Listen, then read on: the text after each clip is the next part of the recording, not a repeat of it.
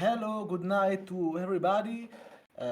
We are here with some guests tonight for Lucia Wilson, and we are gonna, talk in English tonight, not in Italian, or at least tradurremo qualche volta se avete bisogno di una mano, because we've got with us, apart from Gabriele Maccauro, our four guests who are, please introduce yourself.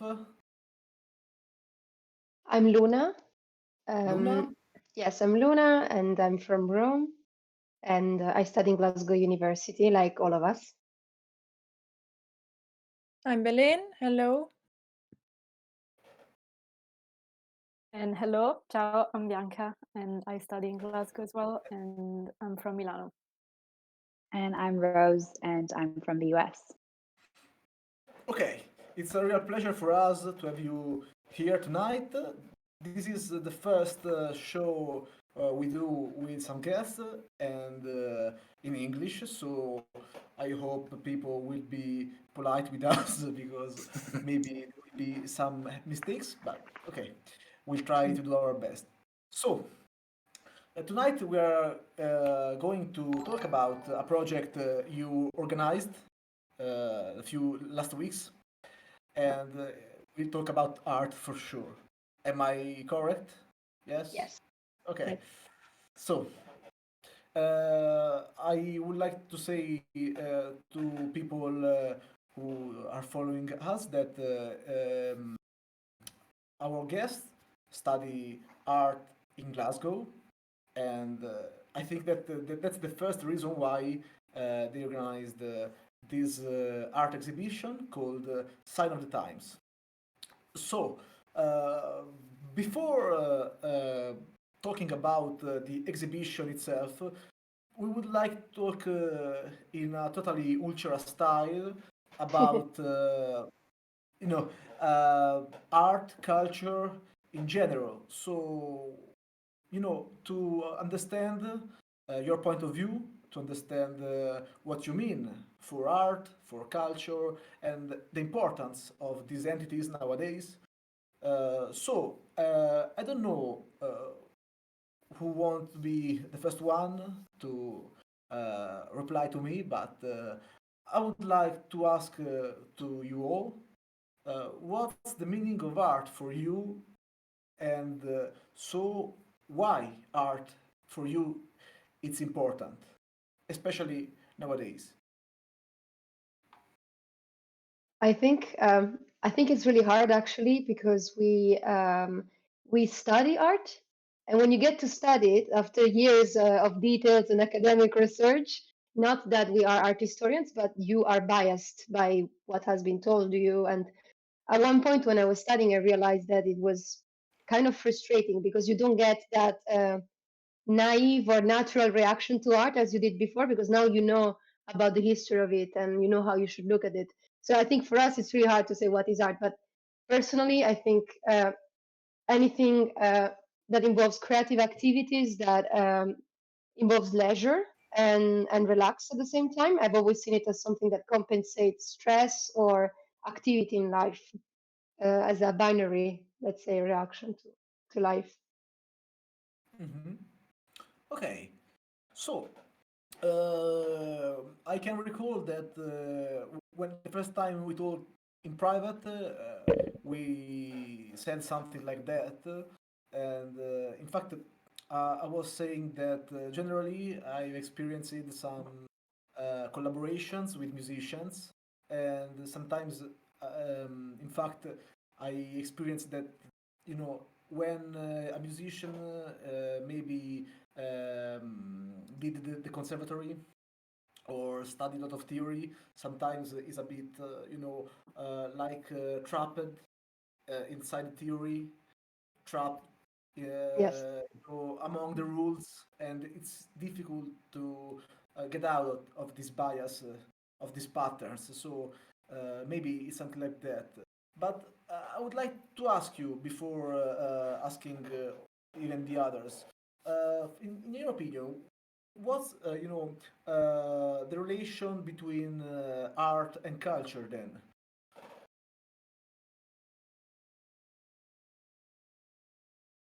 always me.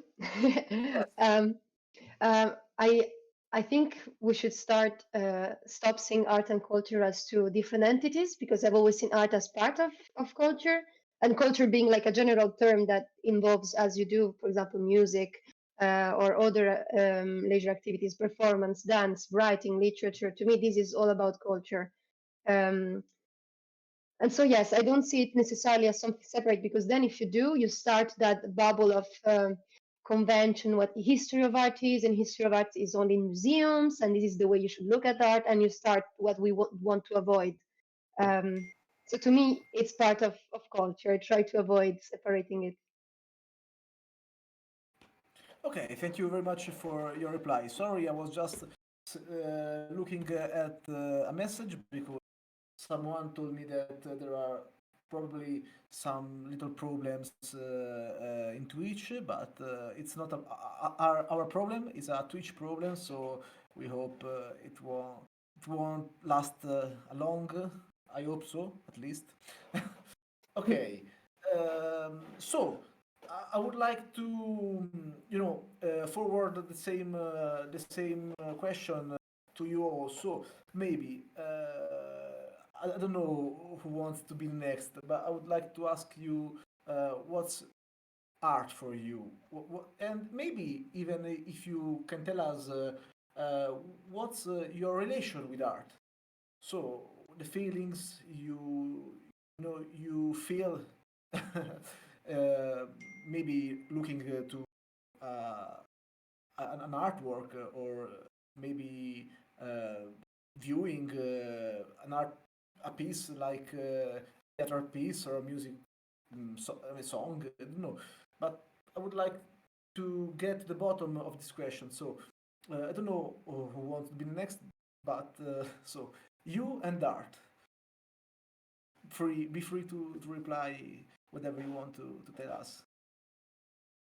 I think this year has really shown me, at least, how much art means to me, and like its role in my life. And I guess we all experienced uh, a certain like feeling of nostalgia for, I don't know, going to the cinema, going to the museum, and it really made me realize that what I like about it is that it makes me kind of travel in time and like in place.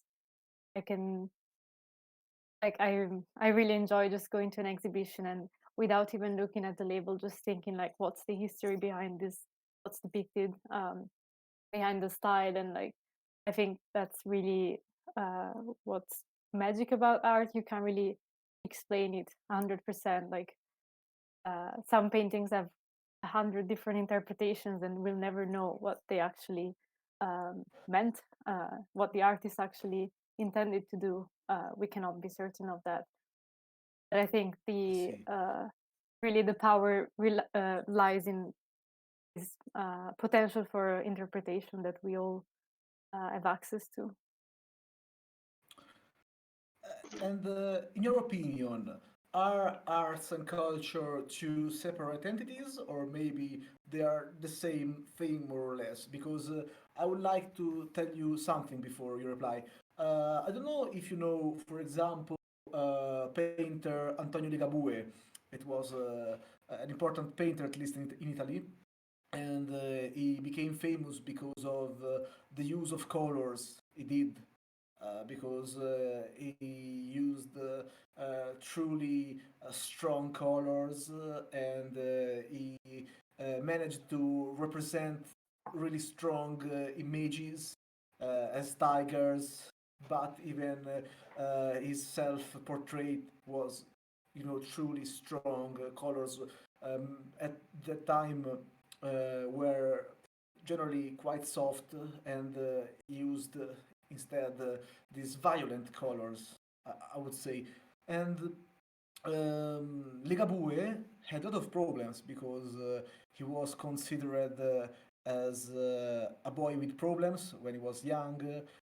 He was, harassed a lot by his parents, by, or at least by his adoptive parents, by his teachers. So he grew up with lots of problems. He was something like paranoid. Mhm. It was truly disturbed, and it was not. It was no, a man of culture. He was, I would say, maybe ignorant, but in my opinion, at least, he truly managed to create art, to you know, express himself in a totally original way. So he was, I would say, really artistic, but he totally ignored what culture was, probably. So So he now became I, art of culture in a way. yes, yeah, exactly. He became part of culture, but ignoring what culture was, but I suppose not ignoring was what art was, because I'm quite sure he knew what art was, you know. So I'm always in doubt. I say, I wonder, are in my opinion they are connected for sure, but I cannot totally see those entities as one being only. By the way, after these words, I would like to ask you again. Do you think there is a relationship between culture and art? Do you think it's only one being, or what's your opinion about it? So I guess I would be inclined to say that I never made a big distinction between the two. But I guess you can, as you said, you can make art without being a professional and without having a specific culture of art history. So I guess culture, I would say that's more a personal kind of legacy that we bring with us, and so that they definitely coexist, and they can be overlapping, but might not necessarily do so. Mhm. So, and what about your artistic taste? What's your, what you prefer about art? What do you like to do about art?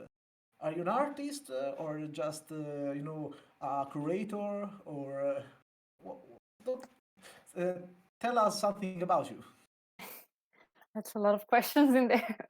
Yes. So yeah, no, I don't define myself an artist for sure. I guess I just enjoy uh, doing something, creating something, but without necessarily a greater purpose to it, just enjoying the process, especially watercolor and photography. Mm-hmm.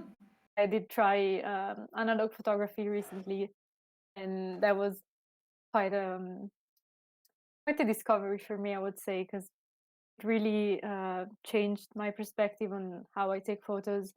How I guess it's really different from what we're used to of like taking 100 photos and seeing like, oh, which one is better. But with analog, you really have to value each shot. And just the fact that you don't see the result immediately, I think that teaches you a lot about the process itself. Should they use Um, something like Polaroid, maybe, or analogic reflexes? What are you using for the I've analog? used Polaroids, but mostly just analog cameras, just reflex. Yeah. Uh-huh. Yeah, so it's quite expensive, I think, to print photos, to, and even because I guess you cannot see the preview of the photo you took. So it's always a matter of, technique before shooting. Yeah, yeah, and then there's definitely like some happy accidents where you sometimes even just forget what you photographed, and then you find out, oh, like it actually turned out pretty interesting, even though I didn't expect so. So, Yeah, I I but think yeah, see. I guess it teaches you a lot about the technique as well, which we don't tend to like. Before, when I was shooting in digital, it would mostly be with like the automatic program, so you're not thinking, you're just pressing a button. So, In my opinion, that's a problem of the mirrorless nowadays. mhm. Maybe if you got a digital reflex, you can always, you can always manage adjust them. to Yeah. to change the functions, the all the parameters, Settings.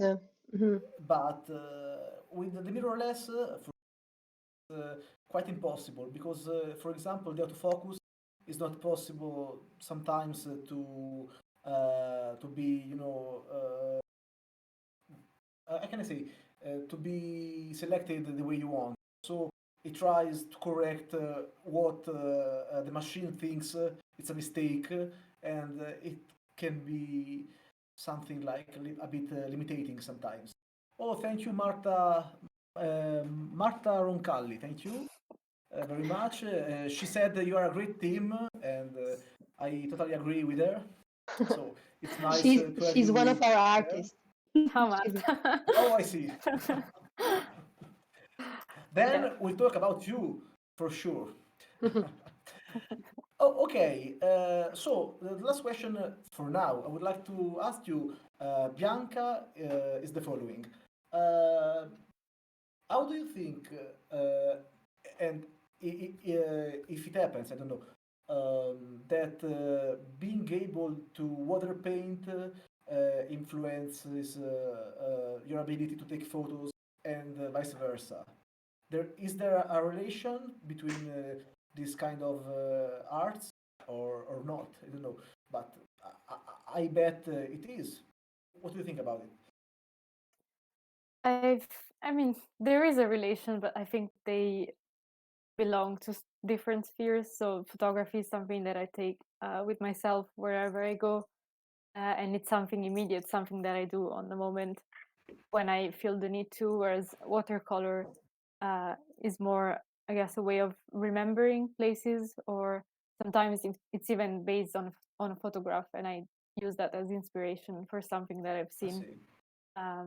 But I would say that my photographic process is definitely more spontaneous than just painting. Actually, it's interesting because I do the opposite with the aquarelle. Like for me, I always have it in my bag, and I use it as a break during the day. So I stop somewhere that is completely random. I will never stop or will never focus on. So to avoid, I don't know, thinking or using the phone. And in a way, it's like the way you're describing photography for you, I do it with aquarelle. So it's very interesting to hear that actually. It's So, completely opposite. Luna, uh, when did you start to creating art? So, it's a recent activity, or I think I've always liked, but I would never say that I am an artist. I think I am a creative person, for sure, in the way I live. If this is too pretentious, I don't know, but I just like creativity. But I don't consider an artist myself because, for example, I have a really close friend who, to me, is an artist, and she doesn't realize. But these kind of people who constantly produce, let's say, or make without really thinking of actually making it. It's part of their day, it's part of themselves, like painting all the time, and they can't avoid that. And to me, this is really what an artist is, as opposed to somebody who do it for as a hobby. Uh, but of course, it is based on my living because I am more of a second category type of people. I do it as a hobby and not as a living or as something that I would do all the time without thinking that I'm making art. I see. But well, I totally believe that someone uh, can produce art without intending to do so, or without being an artist. But I truly believe that Phil, as a creative person, is much more better than feeling as an artist. Let's uh, let's say to the others that we are artists. Just uh, True, let's true. do our thing. I Yes. well, Gabriele, would you like to say something? I heard. Maybe it will be too much of a thing, but we're talking, of course, about you all as creative persons or artists, But in your opinion, what's your role regarding the spectators? I mean, the others, people that maybe is not creative, is not an artist, is maybe ignorant, but in a way or another in its life has to deal with art, no? Because in a way or another, we deal with art every time, every day, no? So I think it's also part of your role to try to, you know, make people get along with art as much as possible. So what do you think? I think that's the biggest challenge for people that study art history, or at least that's my viewpoint, because if you study art history, it's because you already like art. So you already know that you have a passion for this topic, for this subject. And you kind of question, why do people not understand this? Why don't people enjoy it? So I think that's always something that when creating, well, our exhibition, but also while studying history of art, it's always something you have to question yourself. How can I make this message come across to an audience that maybe doesn't have previous knowledge or doesn't really go to museums? How do I reach those people? And I think that's the main thing, the main goal that museums and galleries and curators are trying to do. It's kind of bringing the art world from this kind of elite level that has always been seen as, like, down to the earth, down to the people, and like being part of the cities, being part of the society and the community. And so I think it's still something we have to pursue, and that we have tried to do with this digital exhibition at least. So yeah. Yeah. Okay, maybe, okay, Rose, please tell us what you think. No, I would agree with that. I think that kind of our role when, you're talking about like us as creative people, I think that, more so than like being artists ourselves, it's us giving a platform to artists. But, along that same line, it's how do you create a platform that is accessible to all people? And so I think it's something that, we have to really think about. And I think we tried our hardest really with the exhibition to kind of make it user friendly. Giving audio guides, kind of trying to make it more, bringing it down from that like, oh, we are art historians level to more of a this is accessible for everyone. And I think that that's our job, kind of as curators, to give it a platform. So Yeah. So now I'm gonna well, try to expand your answers. Maybe trying to ask you before Belen, then Rose, something more. I think something more to understand your point of view. So getting back to what Belen said. So uh, okay, maybe just a step before. Uh, do you do something artistic? Let me use this adjective. Do you shoot photos? Do you paint? Are you a musician? Are you a director? Do you do something of these things? Maybe. I don't. And I think it's a great contradiction. And I've always questioned myself, like, why do I study art history and I'm not like an artist myself? I don't create, I don't feel that need, which it may sound weird, but I prefer to enjoy and analyze what other people do. That's why I study art history. It's stopping at an artwork, looking at it, studying it in depth. I don't feel the need to create. I feel the need to maybe create ways to make artworks dialogue between each other, to create new ways of for people to look at artworks. But I don't really create. So I'm not really an artist, and a creative, it's not an adjective I would say about myself, but yeah, that's me.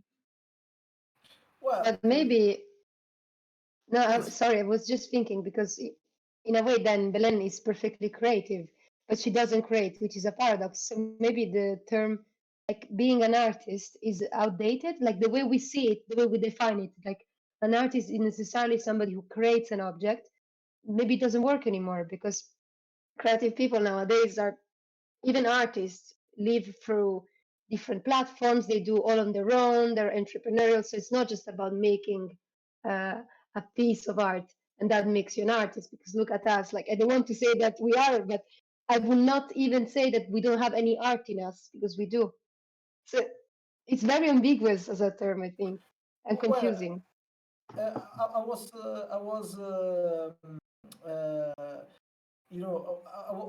I was saying just before that, for example, Belen, since you said that you like, or maybe, or better, you like to analyze, to study what other people do. I guess that you are making philosophy, you are writing, you are thinking, and in my opinion, if I read a nice piece of critic or philosophy, that's an artwork, in my opinion. So, writing it's one of the best form of art, uh, in my point of view. So, I would not say that you are not an artist in a certain way, as I think you are. And Sabra Luke just said that he or she, I don't know, agrees with you about making art accessible. And that's a really important point, and we'll analyze it. Sorry, I freezed maybe. Okay, okay, I'm here. We'll talk about it just in a few moments. But Rose, I'm freezing. Okay, I just see No, my. you work. Okay, okay, okay. Yeah. I see my mage freezing, but if you say that, okay, it's okay. So, Rose, what about you? Do you do something artistic? Do you feel as an artist or a creative person? What about you? I have always, kind of painted and done art. I was a bit more into it when I was younger. But it's mostly just, it's been like, oil colors, gouache, kind of everything. But I am not very, in my opinion, it's not artist material. And so I kind of tend to think that, I don't know, people who are in the art world in positions kind of what we are trying to be, like curators are kind of, I don't know, I think there's a saying, I think that all curators are failed artists. And I kind of agree with that. But I mean, I'm a creative person, but I'm not great with art. Well, but in my opinion, it's really important to understand this aspect of your lives.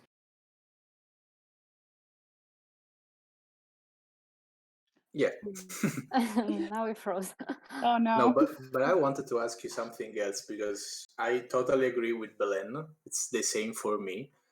But it seems like this is a problem now with the social media period era, because if you say I am an artist, I am creative, it seems like you have to play an instrument, you have to direct a movie or something like this. But if you write, you are creative. Depends on what you're writing, of course, but you are creative. I mean, what it's creative? I mean, what's your idea of something creative? Because if you think about social media, Instagram or something like this, it seems like everyone is creative.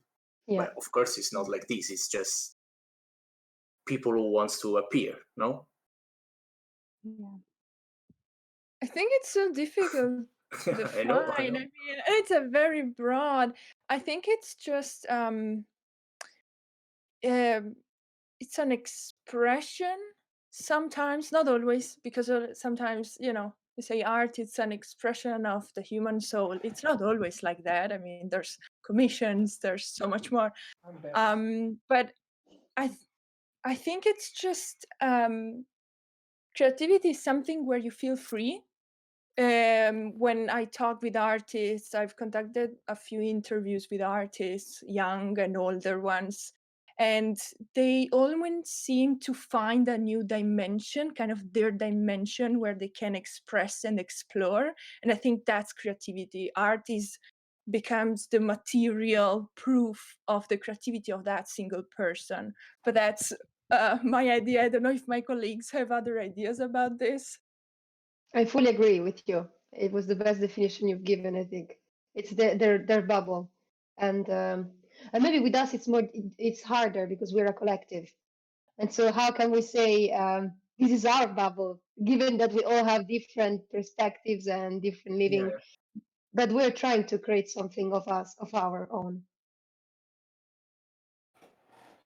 So, sorry, I was. Can you hear me? Yes? No? This is right. Okay, okay. Sorry, as I said before, I've got some internet problem. Now I'm with my hotspot, so I hope my connection will last for a while. And I think I didn't tell you before is here at Ultra we like to ask you for your best of sometimes. And tonight I would like to ask you for about visual artists, your three best of. If you had to choose only three artists that you like in visual art, because if we include the cinema, music, it would be, I think, impossible. So I'm asking you, if you had to choose the best three artists, visual artists, sculptors, photographers, painters, etc., in your opinion, who would they be? She's already writing down. I'm always paralyzed by this question. I panic literally. But It's like your favorite book, your favorite film question. Yeah. So much pressure. yeah, That's a good point, in my opinion. Pressure. is it a problem if I say that my favorite artists are those in my exhibition? No, I won't say that. But I truly believe they're great. They're amazing. Um, and it's nice because at least we answer with some living people and not the conventional artists that are being taught all the way around for the last centuries. But um, I don't know. I wrote down Clifford Steele, who was an abstract expressionist in the U.S. and abstract expressionists generally deal with abstract art, so they deal with painting, but in a two-dimensional way, and they use vivid colors. And it's a how can we say, the palette is pretty vivid, so it's red color, blue or black, and it's very physical. It's really about the making of art than the result. That's what I really like about them. And Clifford Steele, why? Because he was a completely unconventional artist, and at the moment there is a problem in making a history of him, because he denied all interviewers to have interviews with him at the time. He didn't want them to enter in exhibitions. He didn't want exhibition reviews. He didn't want anything that artists at the time had. And now there is no proof. It's really hard. But there is a museum in the US, and they're really having problems with that because there is not a lot of source. And I think this is great. It's genius as an artist. Thank you. So, I don't know, Belen or maybe Rose or maybe Bianca. Who's next? I'm happy to go and let the other people think about it if they're not sure yet. Okay. Well, you mentioned, well, if we think about artists in like any genre, then I would Okay. like to expand outside art history.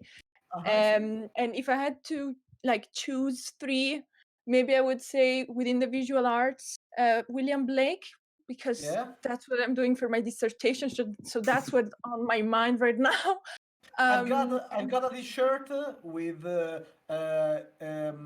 Abel's Garden by William Blake. It's one of my favorite. Maybe it's for sure it's the favorite painting about by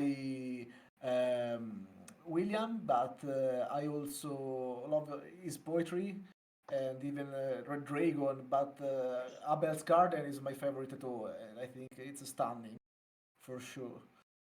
Yeah, Okay, about by Blake, yes. it's an Uh, unconventional artist. I mean, we could say every artist is kind of unconventional in its own way, but I think he's very interesting. So if it's worth looking more into that. But then, if we had to go, he can count as two because he was both a poet and an artist. yeah, Um, but also, if we think about dance is also a type of art. yeah, And I for have sure. recently discovered an artist or a dancer called Rocio Molina, and she's a Spanish dancer who brought flamenco to a modern and new audience. So I like these people who bring the tradition to a modern audience and kind of change it, but keeping a kind of, you keep the tradition, but you make it accessible, which is something that's very interesting. So I would say those two, definitely. I see. And I don't know the dancer, but I can agree with you for sure about Blake. So I would like maybe if you okay, Gabriele. No, this is top two. It's one left. Yeah. That's Yeah, one you left. spotted. It's difficult. I'd say I'm also an English literature student, and so any romantic poetry, so from Wordsworth to John Keats, I love that. So one of those, yeah. Good choice, John Keats. I truly like it. But as you are thinking about it, I would like to reply to Sabra Luke. I don't know the pronunciation, but for us of Ultra, art is definitely music is definitely art. For example, look at my studio. I dedicate half of my life at least to music. So if I didn't think it was art, probably uh, I wouldn't have dedicated all my life, or at least half of my life, about music. So for sure, we totally agree that music is art, and even poetry, because just before Belen to talk about it, you said it was an artist but even a poet, and I know you think that poetry is a kind of art. So it was a complete maybe artist, William Blake, but yeah, uh, art, in my opinion, could be everything. So maybe Rose, maybe Bianca, your reply. Bianca, you want to go first? Okay, okay. Okay.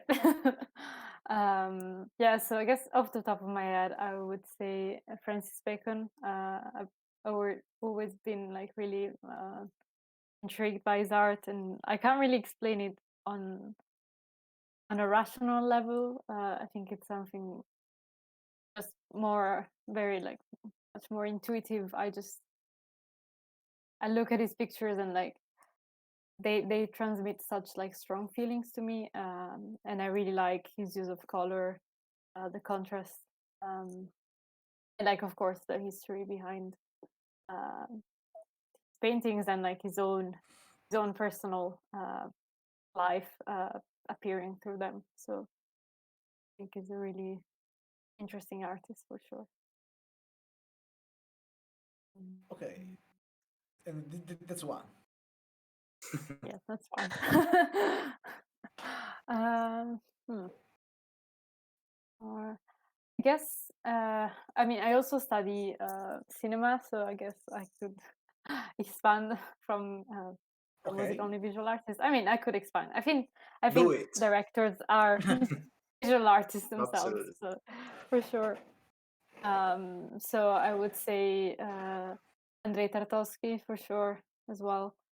The way, I mean, also, I guess I have a very visual way of appreciating things. So just the way his films look and um, the stories as well. It's very, um, very emotional, very poetic. So yeah, it's hard to explain like why Stoker, these of things are course. my favorites. It's very You have to personal, I know guess. that Gabriele is a truly cinema expert. So I don't know if then he will give us some words about a few words about Tarkovsky. But for now, we would Tarkovsky like. is just maybe the best in the world for me. So for Stalker is like one of the best, not movie, I mean best piece of art ever. So of course I agree. Yeah. Maybe if we'll have the copyrights, we can stream once Stalker in our channel in the future because a lot of people don't know that film, but it's maybe the best piece of sci-fi movie now, even nowadays, in my opinion at least. Okay, we have got a comment from that Josh saying, "Do you think that art has to be a mean to carry on the artist's ideas, political, philosophical, etc., or it can be aesthetics for its own sake?" Okay, maybe uh, someone would like to think about a reply, and in the while we are gonna ask again the third artist to Bianca, and then to Rose too. So last So one. last one. Okay, so for the last one, I'm gonna. I want to use an example of like contemporary artist, which I've personally been in touch with, and I have interviewed, which is who is Ines Riklich. She's a Polish conceptual photographer, and I think her work is really, really great. She works mostly with self portraits, and none of them, I think, feature her face. And she's commenting on the political and sociological situation that affects women, how the body is treated and viewed in society. And I think her works really give a striking depiction of that. And she often shows also like the artworks or films or poems even that inspired her work. So I think it's really interesting um, to look at what she does. Yeah, and I personally interviewed her, and in the interview, she also mentioned how cinema and photography had a big impact on her. So I think it's interesting to see how everything is all connected, and how that creates the artwork that we see. It's a sum of different experiences and different things we see that will come together when we make something. Mhm. I will Can, link Uh, can I her. Yeah, please. I can send the link of her website. Oh yeah, thank you. Exactly. I would like to ask you that too. So now, Rose, what about you? What your three best? Okay, I'll just do rapid fire with these. So I'll do visual art and then an author and musician. So visual art, my like one of my all-time favorite artists. Her name is Agnes Martin, and she was in like the 60s, 70s. Basically, I just love her because essentially she left for this road trip in the 60s. She got diagnosed with schizophrenia, and she just kind of wandered the American West, where I'm from, for about 18 months, and then got moved to New Mexico, got in contact with a dealer, and then started selling her art. And she just does lots of abstraction, um, very like small little lines on big like linen canvases. And I just think all of her stuff is genius. And for an author, I love Aldous Huxley because he was very into psychedelics, and I just think Brave New World is genius.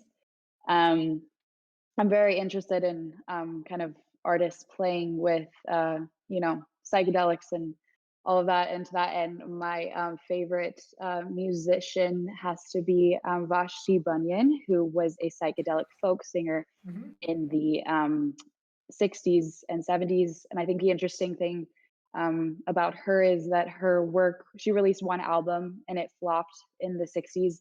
And in 2000, she's still alive, she's like in her 70s. In 2000, it got digitized and re released, and it kind of like, got released to a brand new audience and it like blew up. And I just think, it's so interesting, kind of what digitization has made possible for so many people, because she was able to release after that two more albums in her 70s, which is amazing. So, Well, thank you very much. You were totally clear. And if you would like to leave us maybe some links to yeah, check them out, it would be absolutely. a really pleasure. And I guess even for our public. I would like just for a second to reply to that, Josh, and then let you reply too, because that's more or less, apart from music, my field of research. I'm, you know, I've got a philosophy degree and I study neuroaesthetics. And more precisely, I study neuroaesthetics of music. So,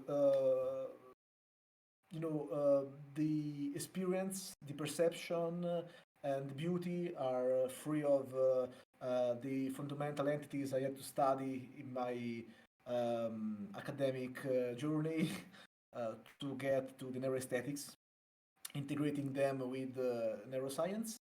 And in my opinion, it's you cannot operate a distinction between those artists who carry on their political or philosophical ideas to the one that do art only for the beauty itself.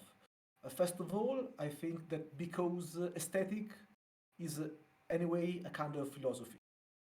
Yes, aesthetics is a philosophy field, but every kind of art, in my opinion, even if the artist is not totally aware of it, has a philosophy behind.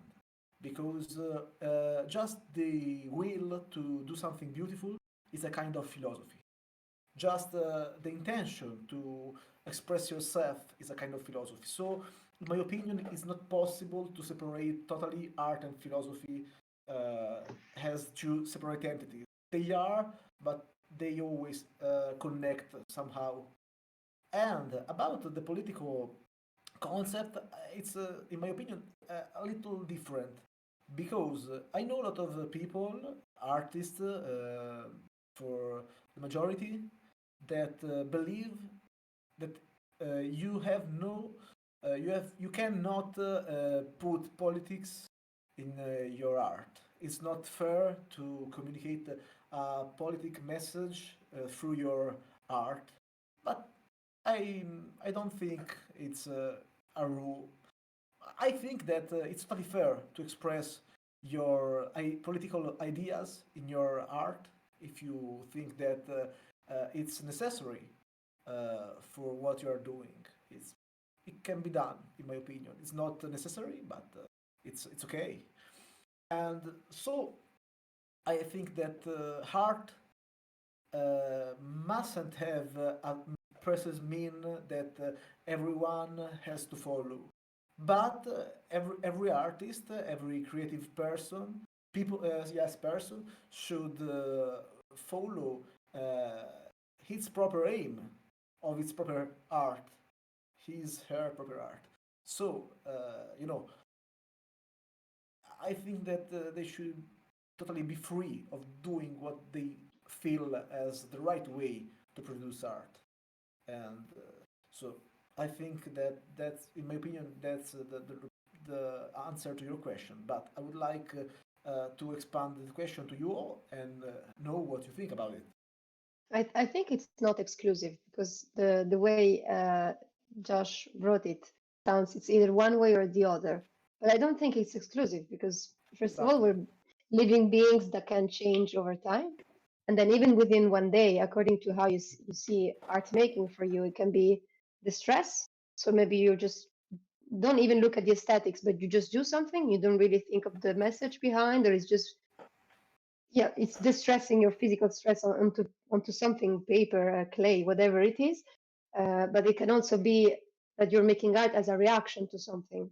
Something is going wrong in a society or somewhere, and this actually makes me think of a project at the moment in Bologna, um, in collaboration with Moleste, who's a committee of women comic drawers, comic artists, and they're doing this project in Bologna, where essentially they put poster of key events in feminism in the street. And it came as a reaction because not only in the sector of literature, women are still suffer from inequality in terms of wage and of misogyny, but also because it is needed in Italy. And that is pretty interesting, I think, as a way to react, to do some free posters around the street by women artists. And I can actually try to share because it's a really interesting project, and the result is stunning. And I'll send the link. I think it's easier. Yeah, I totally love the way you say art is a reaction, and I think it's a really beautiful sentence.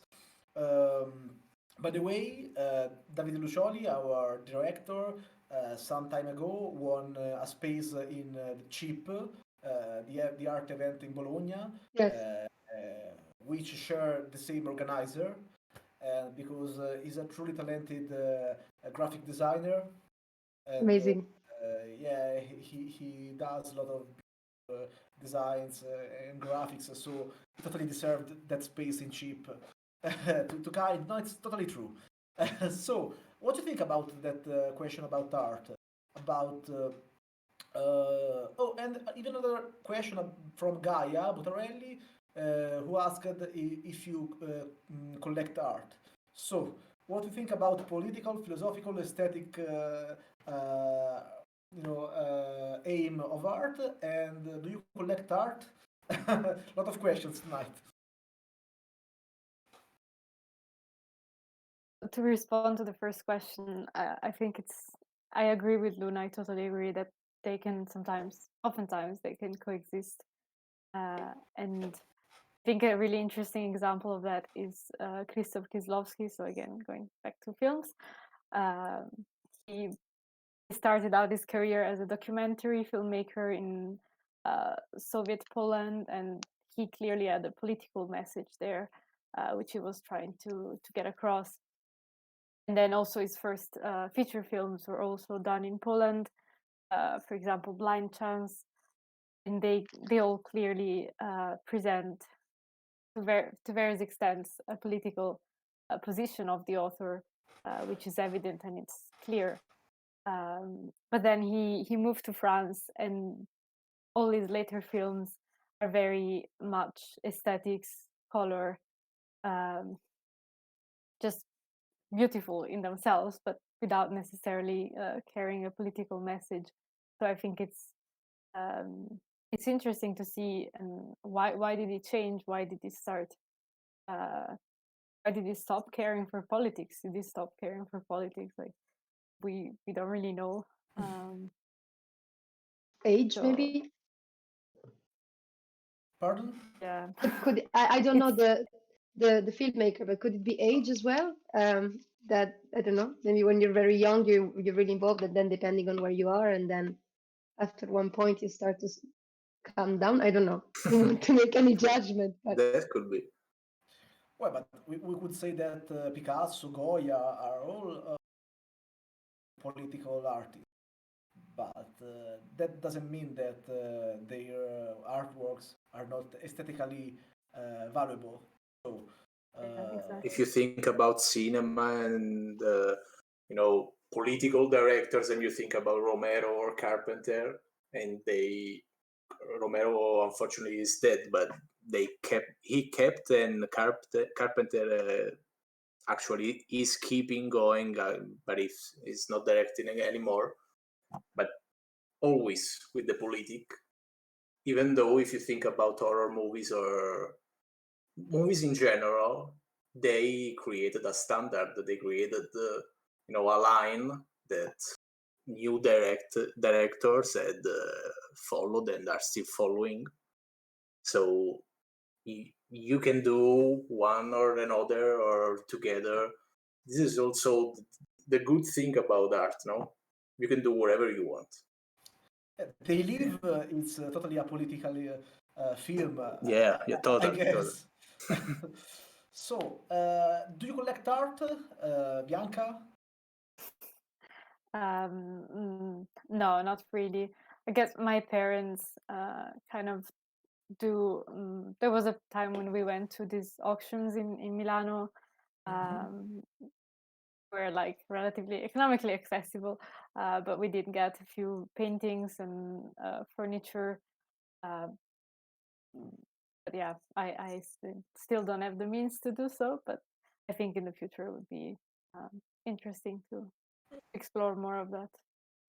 I like to collect art, for example, and I've got some pieces in my house, but I don't have more room in my walls for paintings, so That's I'll also a have to, problem. yeah, I have to try to, put them on the roof, maybe, I don't know. So, Belen, what do you think about those two questions? About politically and artistic question, and about the collection of art. I think I can just agree with everything you all have said until now. Art doesn't have to be political. It is good to know that it can be. So it is a tool that the artist has to express its political view. I mean, the first one I can think about it's Picasso's Guernica. I mean, it was shocking at the time. It was a commission, yes, but it was shocking, and it showed the Spanish Civil War in a way that nobody Yes. else did. We have then Dali, of course, but he showed really the what's about the word, what is the word. You can read about it, you can study it, you can take part in it, but this is the reality. So I think artists have always this kind of human perspective, which makes us kind of uh, awake. They awake our consciousness. I think that's what they do, and it's very important. And it's practically a tool that they have. On the second question, no, I don't collect art. I would love to. When I get the money, I will start collecting art because it is a bit expensive. Although it has to be said that there are new initiatives and platforms that are trying to connect with younger collectors and creating kind of selling art that it's more accessible. So that's really nice. And in my house, there was no art. I'm the first person actually being interested in art. I think the closest I was, yeah, I think the closest I was my father is a doctor, so he has these really old books with very detailed depictions of the human body. So I think that's the closest I can get to art, which they're fantastic, by the way. They're really like very nice artists. But yeah, that's the closest I was to art. And yeah, I'd love to collect in the future, though. Okay. What about you, Rose? Yeah, I think everybody's kind of said a lot on the first question, but I will just say that I am researching right now the artist James Whistler, and he was a huge proponent of just art for art's sake. And I think it's been quite liberating studying him because he was so like vehemently against kind of a political motivation behind art, and critics even kind of he was so outspoken against critics, even trying to dissect any meaning from his work. And I think that, you know, both are completely valid. But, you know, I think it's up to the person, really.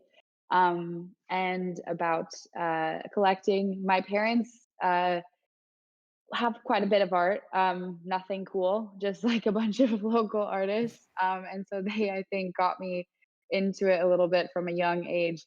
But I do have some friends who have given me their art. You know, at this point, I'm a broke college student. Like, I don't have any money. I'd love to collect some art in the future, but we're not there yet. Well, I can tell you that if you just learn how to move and where to look for, you can get a lot of important artists without spending much money. For example, I bought from a guy totally unaware of what I was buying from him, a sketch by Dali, and I just paid it something like 50 or 60 euros. No. But it's totally Wow. original, yes, or yeah, or other pieces like that. For example, Cocteau, or I've got two sketches by the Kiriko, photograph by Andy Warhol, um, uh, like an artistic sign by Man Ray. So, and What? I never spend a lot of monies on these things. Just once or twice maybe, but generally it's not. You should teach us how to collect. Well, my granny uh, is and was an art hunter, literally. So she taught me a lot of things, how to move, to eyes, and to understand where and what could be valuable or not. But I also have a lot of art pieces that I bought in galleries from minor artists, but maybe quite famous. One day. Not as Dali or Murray, but quite famous. And so it's a matter even of how sometimes even it's a matter of wanting to make money, because sometimes if you spend your money in a wise way, then that's an investment, so you'll get something back. Nowadays, for example, I can tell you that there are a lot of alive artists who cost a lot. Their artworks cost a lot of money, and a lot of famous artists has the same prices. So it should be better to buy that one, because you know that they can only go up if they are famous. Their prices. Not That's not the same for the ones who are alive. In fact, there is a really good in Italian, Lo squalo da 12 milioni di dollari, which is the shark priced, I don't know exactly the original title, $12 million, about contemporary art and the business of art and how Mm. it changes, how it rise and fall. So it's really interesting and explain a lot of things about the value of the artist. In fact, something like 90% of the artists who at the end of the 90s were considered to be the top of contemporary art, and where and their artworks were sold for millions and millions. Nowadays, don't have a value anymore. 90% of that artist, more or less. So it's really illuminating, because it explains how the value changes. And by the way, now since we knew you a little more, I would like to get to the most important part of tonight's show and your photograph exhibition, or better, the exhibition you organized called Sign of the Times. And so I would like you to introduce, for firstly, this project, and then we'll talk about it through the bottom a little more. So I would like to hear from you what about this to introduce you this to introduce to us and to our public this project. Um, okay. Sign of the Times is a collective exhibition in the sense that we are four curators and we have 8 artists. And we've really tried to make it pretty equal among us. So, in that sense, collective is a team. And it's in a digital format on purpose because of COVID. We we have considered doing the exhibition digital ever since the beginning, and it deals with 3 main themes, which are time, environment, and COVID. And essentially, we proposed, we did a call of submission back in I think November, December, and without addressing specific artists yet, we gave very broad themes because we thought that they really are evocative of the moment of the times. And then all of these artists came, and we tried to put everything together, and this is Sign of the Times. I see. And who had the idea of this exhibition? It was a total common idea, or maybe someone had it and then shared it with the others.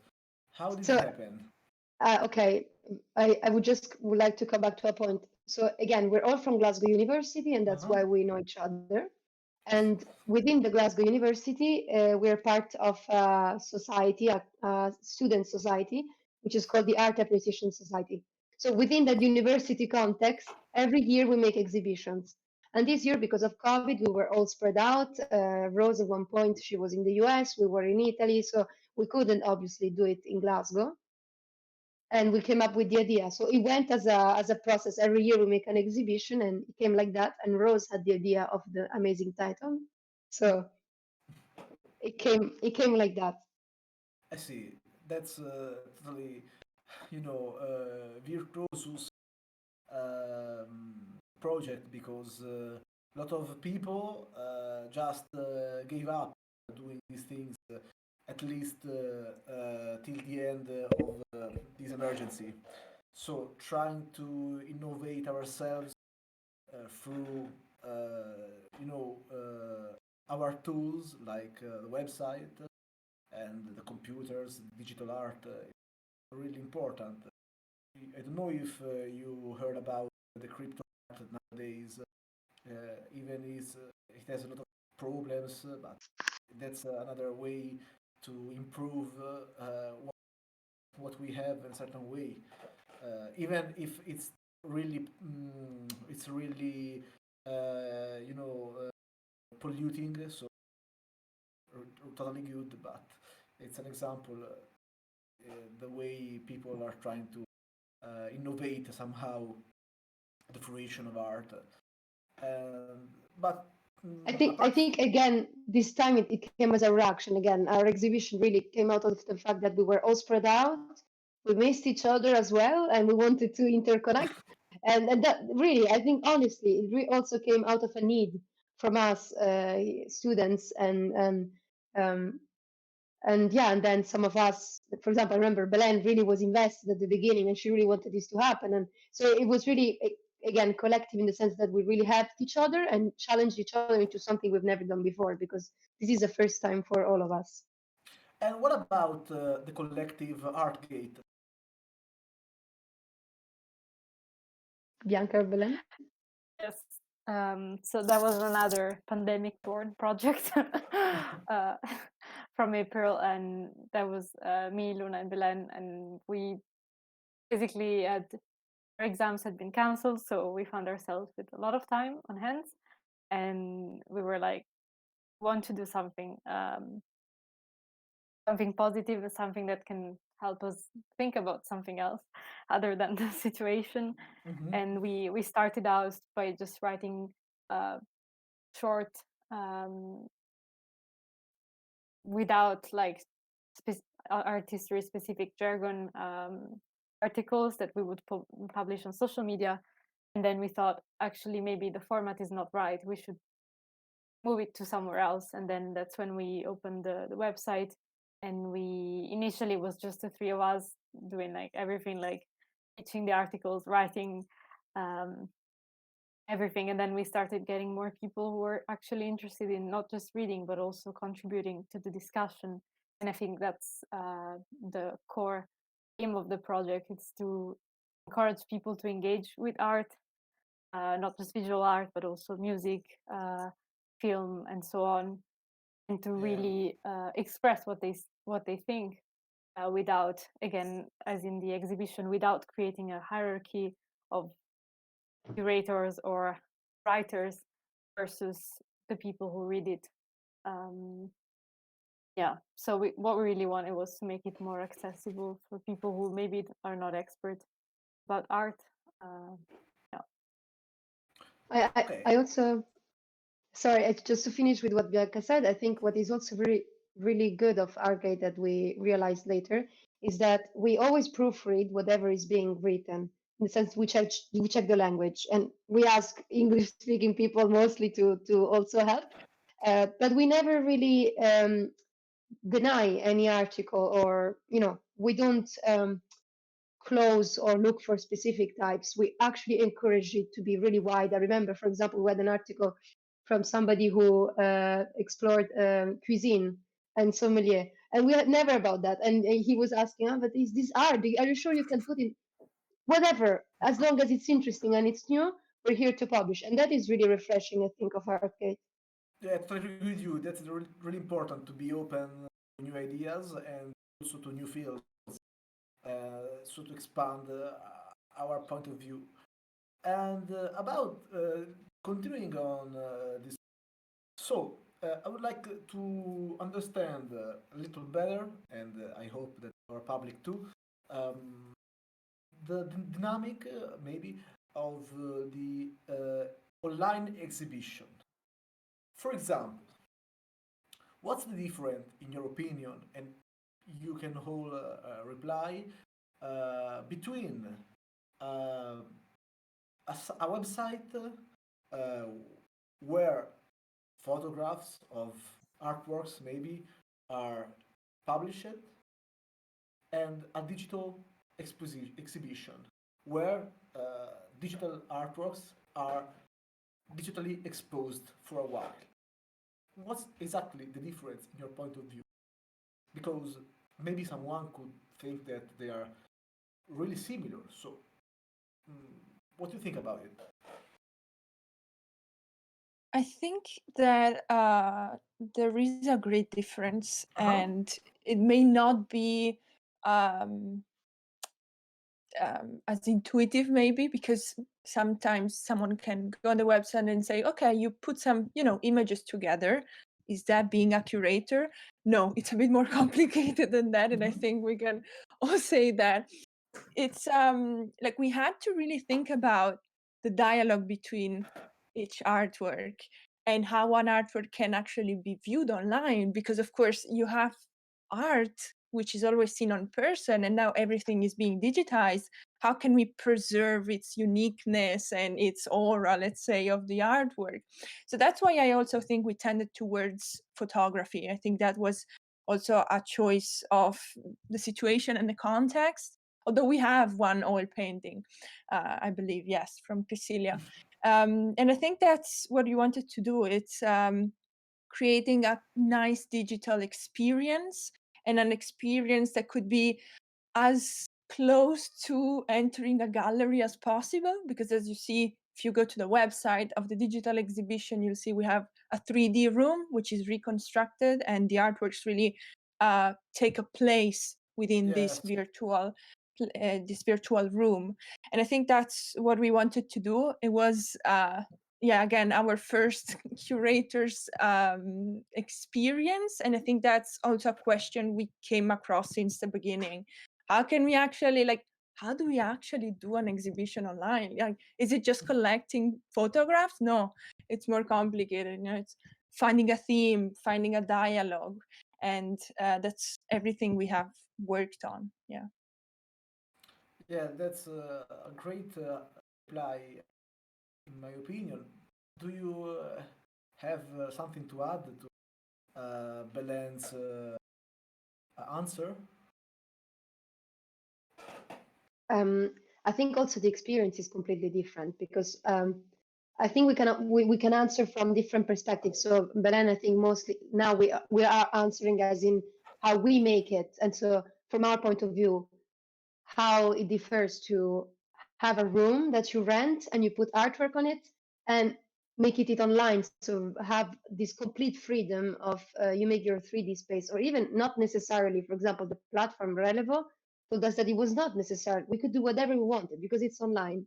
And that never came up to our mind. We did the white wall as usual. But for the audience, I think it's really radical and different, and not necessarily better, just different. I guess the most important point is that the physical presence is omitted, and Yes. you can't really replace that with the online, despite our effort. Um, and that's why it was really important for us to add the audio and the text. We're trying to complement that because we don't have the physical presence.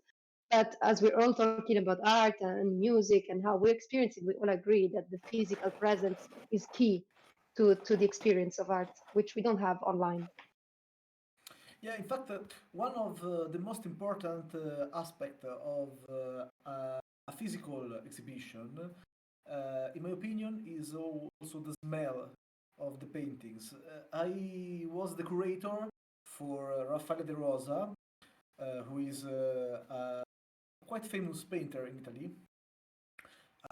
If then maybe someone maybe Lucio, I don't know if we could put The link. here a link to view his operas, his artworks. Is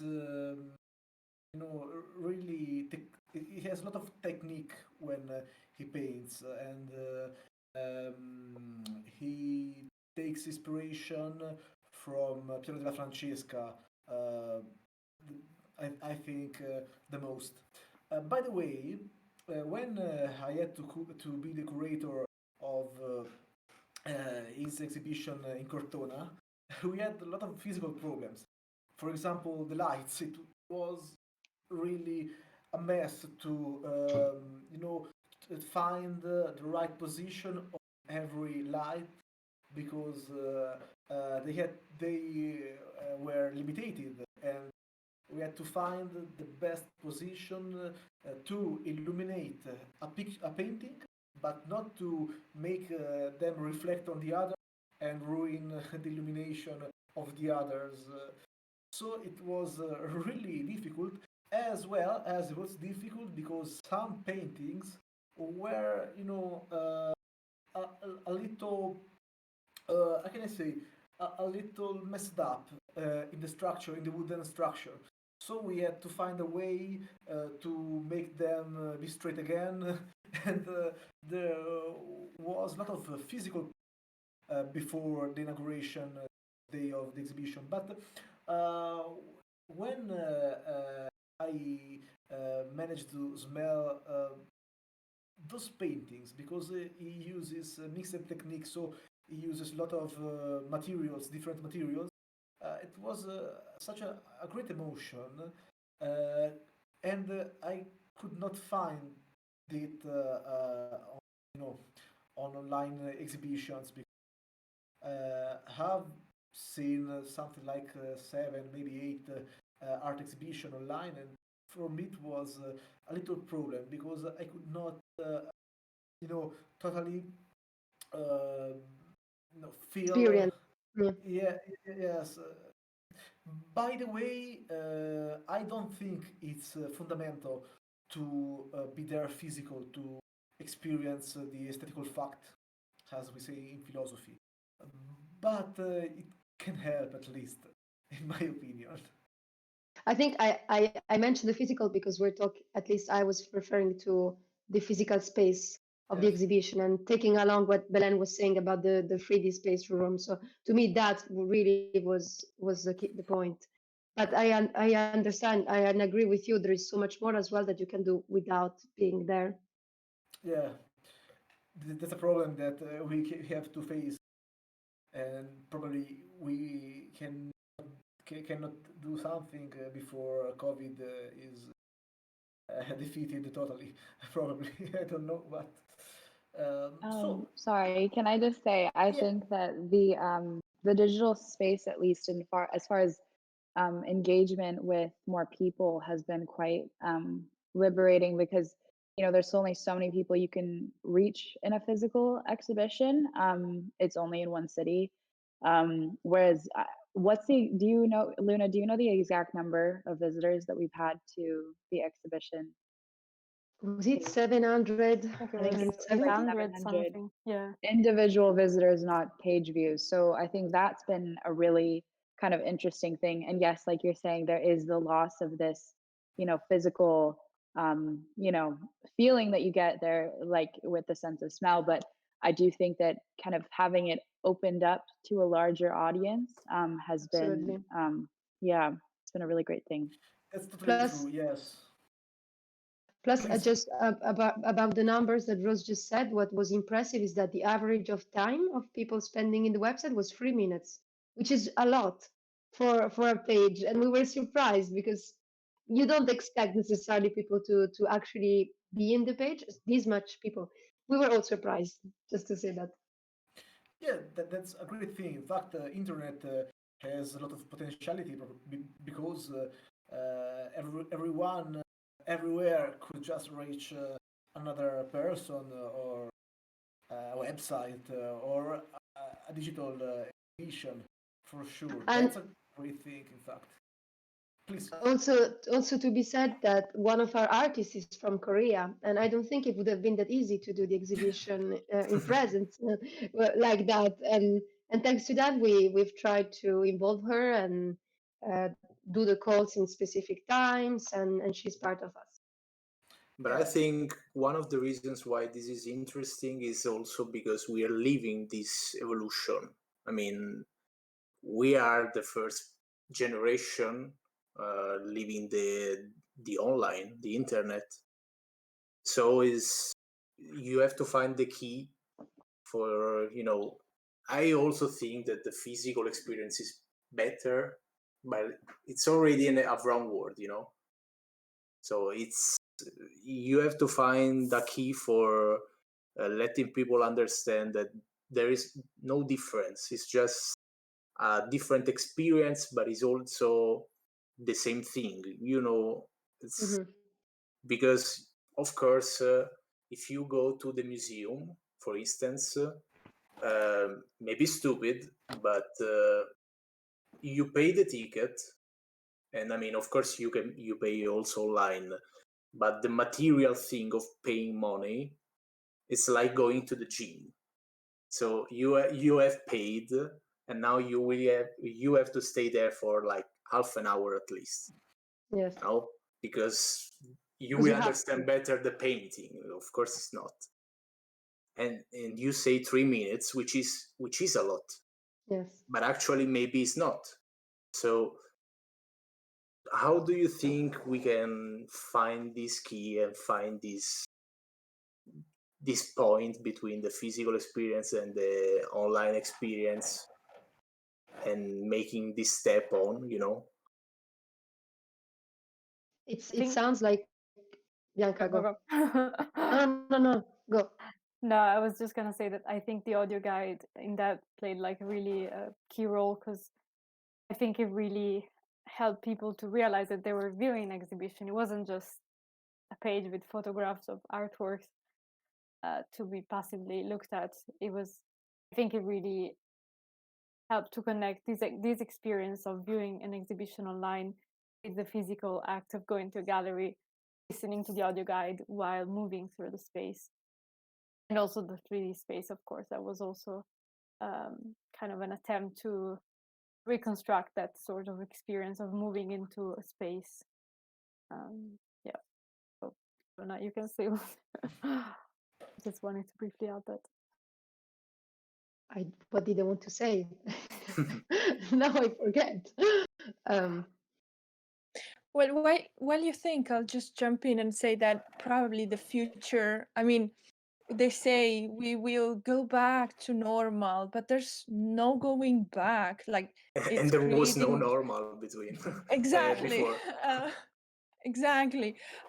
So I think the future will be a hybrid of both. I mean, even museums have realized that while doing a physical exhibition, you're cutting off a great part of audience that would pay whatever it takes, to be part of that exhibition. I mean, I attended a free lecture, remember, a few months ago from the Museo del Prado. I mean, I wouldn't have the opportunity to go and pay and actually go to Madrid for this lecture, but Because now there now were it's worldwide.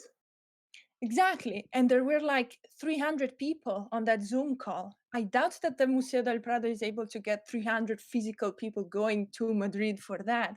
So I think the future will be both. Like, you cannot sacrifice the physical Correct. experience because art has to be experienced in that way.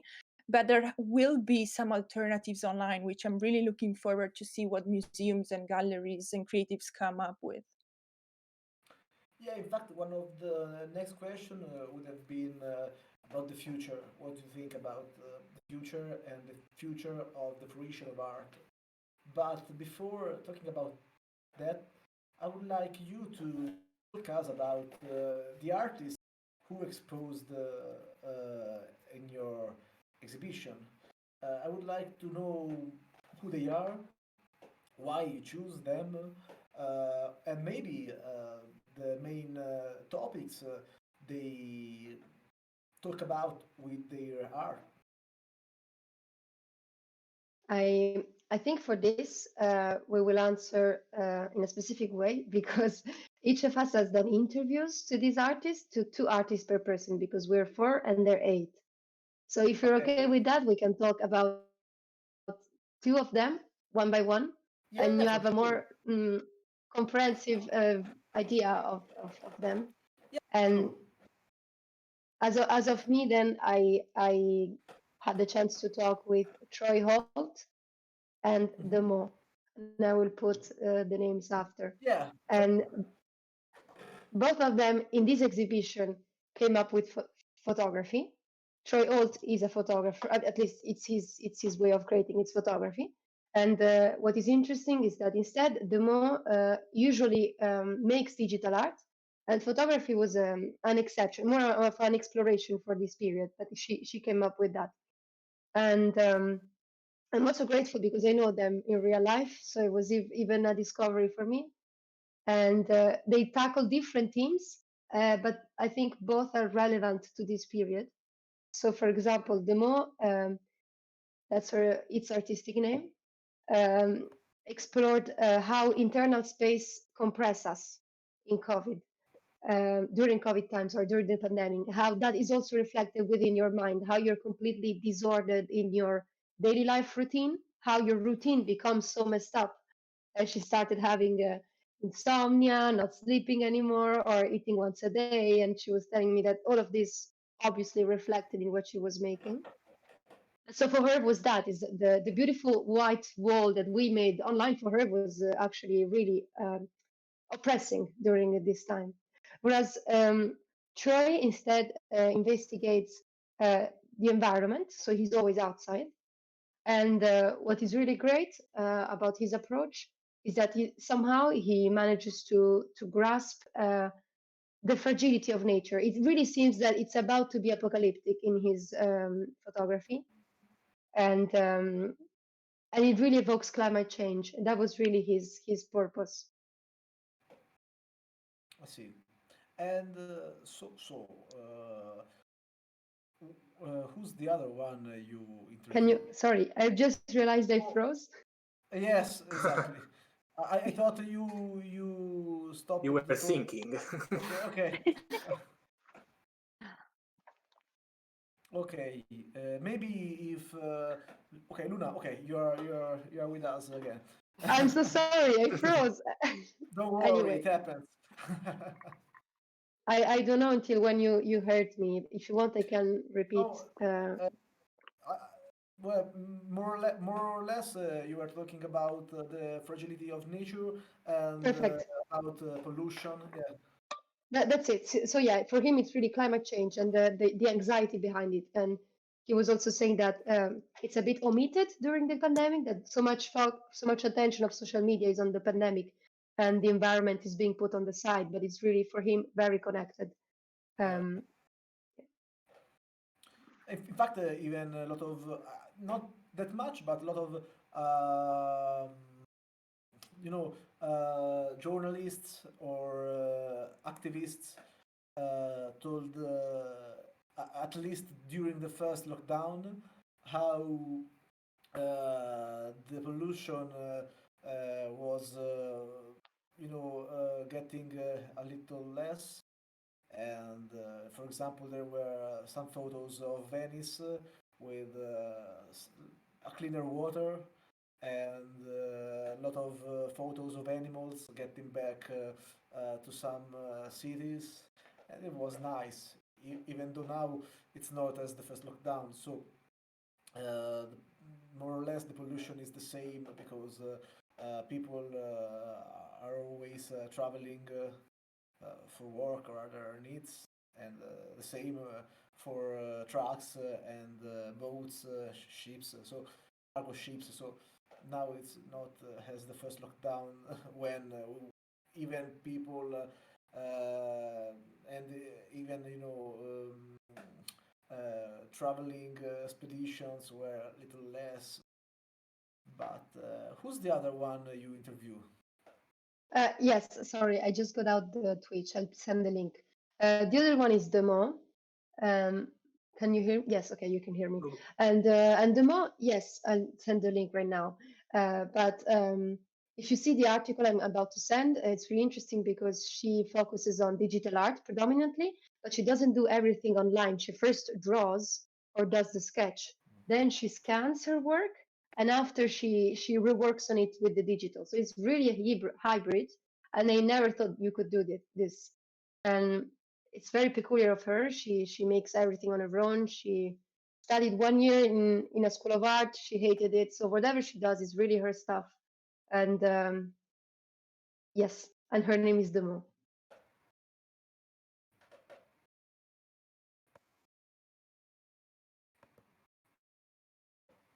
I think Jacob is freezed.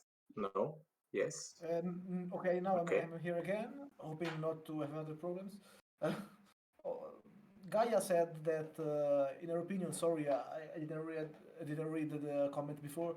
Um, the online fruition of artworks is better for somehow because it's possible for a person to zoom out a little more the artworks, getting a little closer, while in museum generally it's not possible to get that close to an artwork for obvious reasons.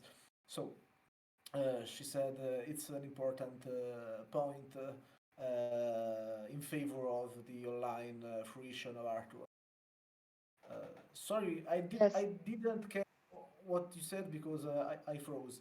So maybe Gabriele could bring it on instead of me.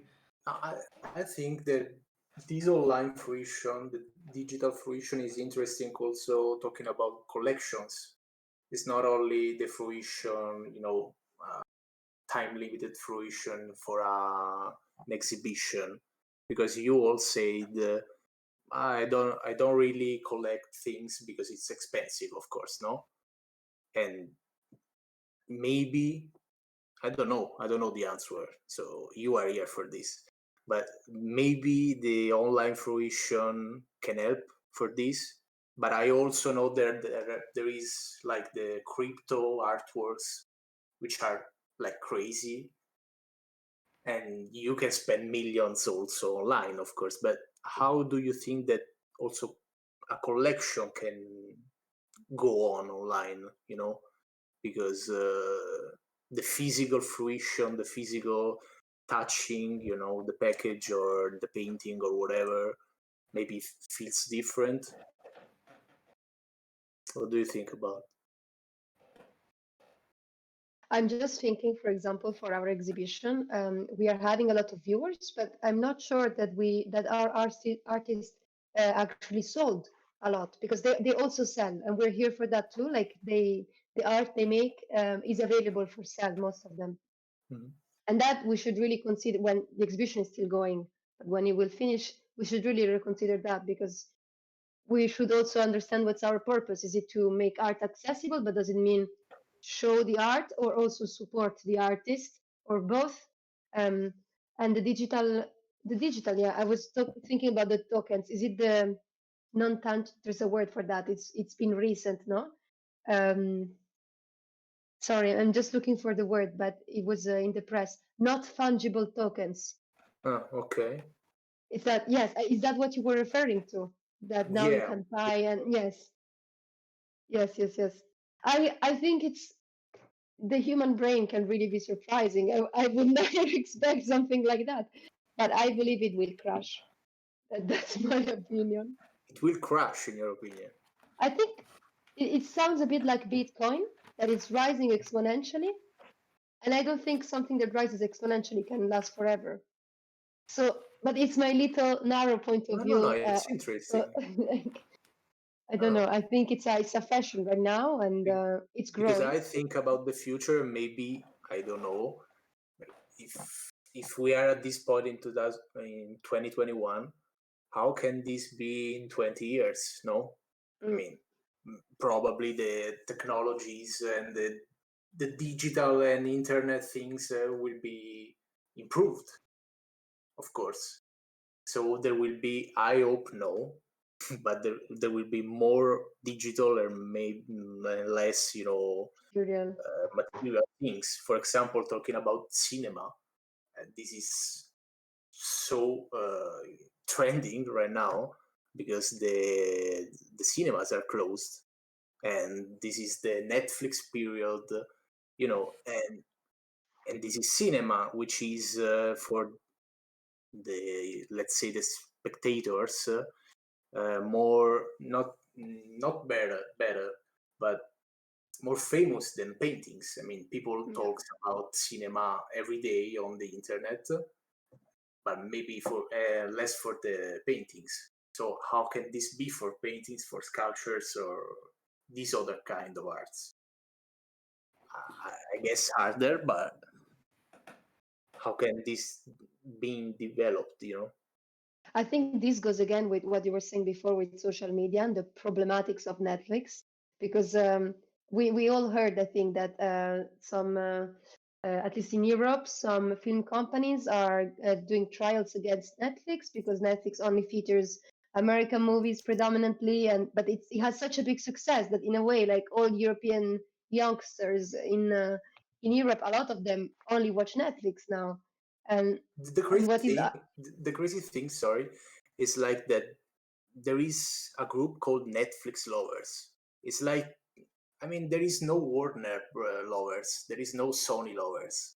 It's like Netflix is not a director. Netflix is a brand. brand? I think there is no sense. There is no point in this. I don't have Netflix, so I don't know how to reply. This thing, no. He's not a Netflix lover. Well, I don't have enough time to watch TV series or things, so I don't. I cannot use Netflix. Neither if I wanted to, but I also don't want, so it's okay. By the way, what about the other artists of this exhibition? So I guess connecting with the theme of environment, which Luna mentioned before, the artist that I talked with, Marta Roncalli, she had quite a an opposing view of environment and nature. She actually, in her photographs, she actually really depicts her relationship to nature, which is, she sees nature as something that attunes her senses, something that makes her pause and think. And like she mentions in her statement that during the first lockdown, she really rediscovered the magic of nature and the sense of peace, of calmness that it brings to her. And I think it was really interesting that she, the photographs that she presented for this exhibition were actually taken on analog, so on film.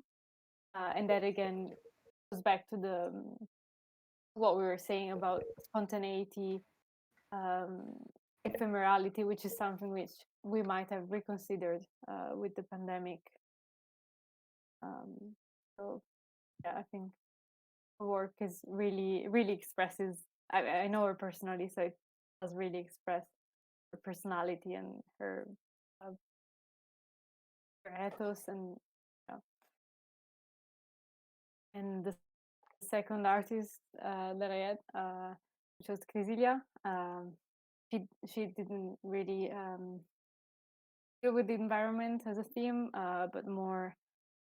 We actually featured her at the entrance, the virtual entrance to the exhibition, next to a photograph of the moth, because we thought it was an interesting contrast between the two works, which at the same time kind of complement each other. And her work is titled Escape, and it really, for us, it really evoked our feelings during the past year. And I think she did really express it quite well. It was the only oil painting that we featured in the exhibition. And yeah, I think it really worked well as a guiding artwork to the main room. Yeah, I see. And, So, who want to continue? Ellen, go for it. Okay. Thanks, Rose. Uh, so I conducted the interviews with Alberto Emilio Durante and with Nicole Mattia, and they have, well, all artists have different approaches, but Nicole, I know her personally, and she studies at the NABA in Milan, and I've always liked her works. And I really was impressed with what she submitted for the exhibition. She kind of explored the theme of touch, which I think is something very unique within the exhibition, although that creates kind of a fil rouge within the whole kind of all the artists. And I think it's very interesting because our concept, she explores this conception of touch, touch in normal times, let's say, if we can call them normal again. But in normal times, it's an expression of love, of caring. But now, during the pandemic, an expression of love and caring is actually respecting the physical distance. But we cannot live without physical touch. If you love someone, you want to express that in a physical way. So I think she explores this, and it's very interesting. There's also some classical themes because all her photographs are inspired by classical artworks and classical sculptures, which I think it's a very interesting topic. And on the other hand, Alberto Emilio Durante is an artist who presented a photograph of a sculpture. So he's also the only one that has sculpture within the exhibition. And he's already an established artist. He's from Rome, actually. And he likes mythology and the past and exploring the past. And that's what he brings to the exhibition. He kind of has this piece of art, which is a collection, literally a mosaic of the past and the present. So he does this collection of fragments he found in like an Italian farmland in a rural place, and fragments that he modeled himself. And he brings these together while thinking about the pandemic as a moment of introspection. And he kind of analyzes the past from this kind of perspective. He likes the symbols. he likes mythology and Roman ancient civilization. So it's definitely worth going on his website and discovering more about his other artworks too. So, thank you, Bianca, for the links. And if you would like to link also these artists we talked about some seconds ago, it would be great because we can check them out. And so, last two, I guess. Okay, so I talked to Sophie Stewart and Haesung Im, and I was friends with Haesung before she was studying abroad in Glasgow. She's from Korea, so she's an artist who is from Korea, and she kind of explores both. She has photographs of her trip to Iceland, and she also has photographs in her grandmother's home in Korea, and she kind of it was interesting because it was kind of exploring and talking about like parts of her that you're not going to just go to a pub and have a drink and talk about the fact that your grandma has Alzheimer's, or it was kind of delving into these darker aspects, and kind of reflecting on them in the context of the pandemic, kind of how when she was in Iceland she felt like this overwhelming loneliness, and feeling like you are kind of small in relation to the landscape. And I think it was interesting speaking to her because there's similar feelings that come up when you're speaking about the pandemic, because you're aware that everyone is going through a similar experience, but it still is incredibly lonely. And for her grandmother, she explored memory and losing memory, and kind of not wanting to revisit only the memories that were good, and not kind of delving too much into these new memories that are of her grandmother not being able to quite remember her, and I just thought kind of diving into the darker aspects of what has happened over the last year was really interesting with her. And Sophie, actually, she was photographer too. She went to the Grey School of Art in Aberdeen in Scotland here, and she kind of again went into these darker themes. She photographed her boyfriend, was her model. Photographed him kind of with like saran wrap wrapped around him, kind of reflecting, feeling like you're suffocating, like you can't get out of your room. And it was very interesting. Yeah, kind of, yeah, delving into these darker aspects, because obviously everyone's so tired right now of talking about the pandemic. I mean, I've even gotten some comments from my friends like, why did you do an exhibition talking about this thing that everyone just wants to forget, but it is really important to kind of go into these things, and like it is something that people are going to be talking about forever. I mean, this is happening, this is right now. And I think delving into these, Sophie used the word spooky, kind of more spooky aspects of what has happened to us over the past year, is as valuable, in my opinion, as kind of looking at the more bright aspects, like what Cristilia did. So, yes. Okay, I see. And I can tell more or less that even all these artists has different kind of language to communicate through their photographs and to communicate different topics. Generally, it seems to me that there is always like a will to you know get free from something, uh, the nature, from the pollution, people out from this emergency and out of that room, as well as out of the paradox that makes us stay distant from the others while being in contact should be as a sign of care.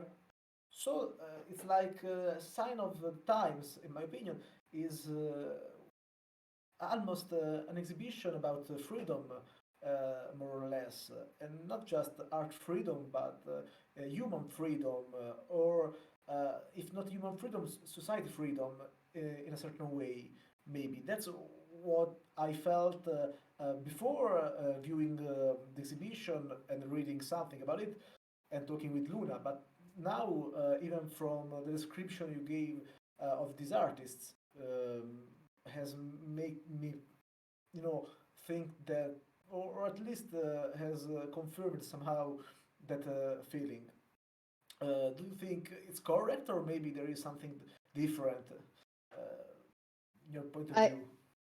I really want to thank you for it because I've never like we do get feedback, but it's I'd never heard that you felt freedom in saying this because the as Rose was saying, most of our artists dealt with anxiety, stress, and like because they're human beings.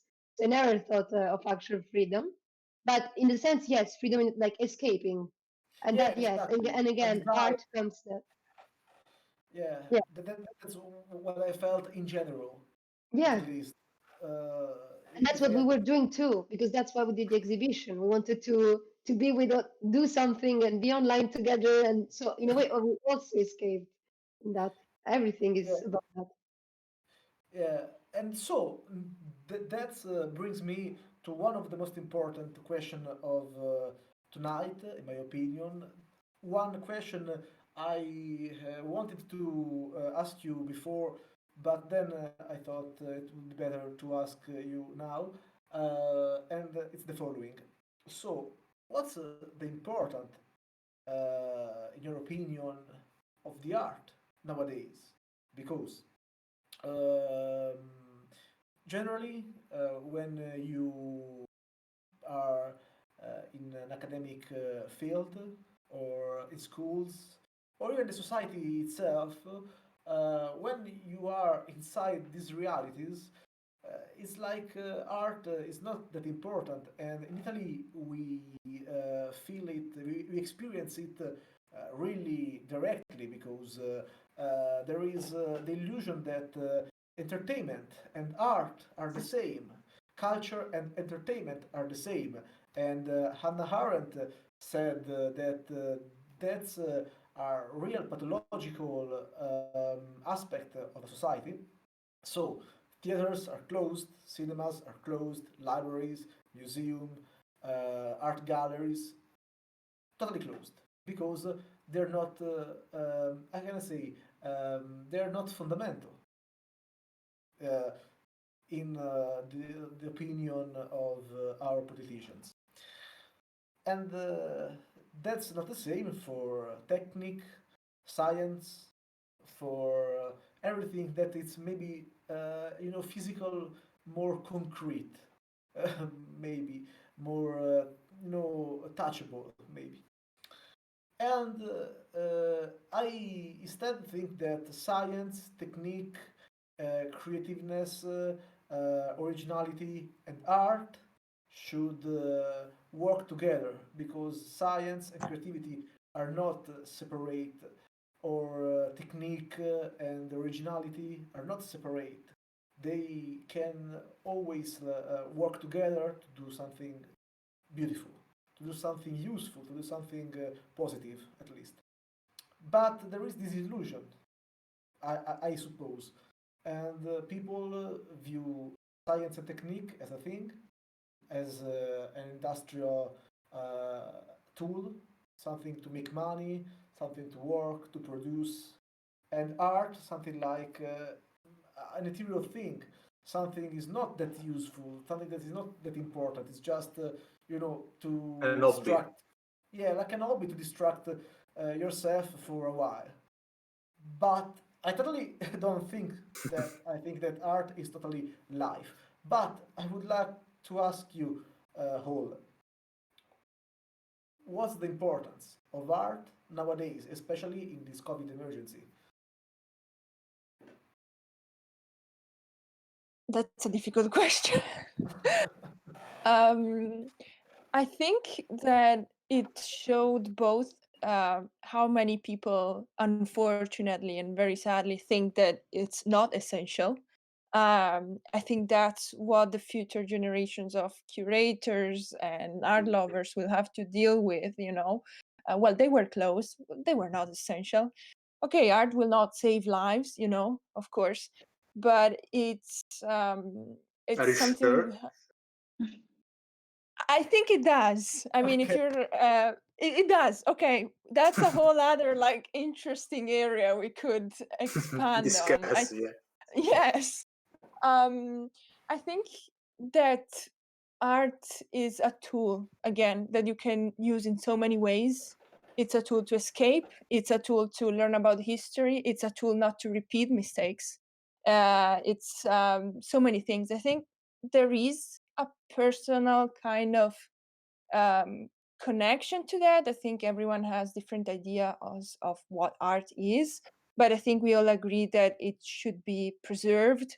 It should be continued to be supported.